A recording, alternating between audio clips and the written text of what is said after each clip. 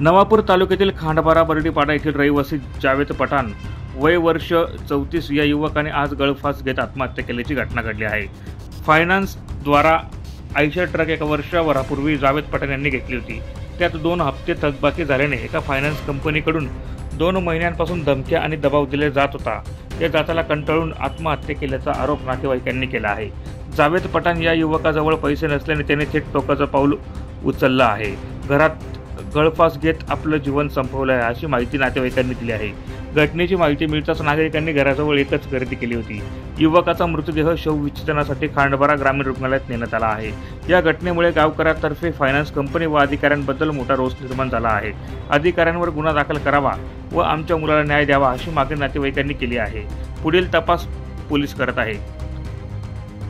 मेरे बेटे को फाइनेंस वाले बहुत सता रहे थे, फोन पे फोन कर रहे थे, उनकी वजह से आत्महत्या हुई मेरे बच्चे की। क्या करना हमने, बोलो। क्या नाम था आपके लड़के का? जावेद खान, अहमद खान पठान। कब हुई घटना? ये सुबह में 10 बजे। प्रतिनिधी शाबीर खाटीक, माझा महाराष्ट्र न्यूज, नवापूर।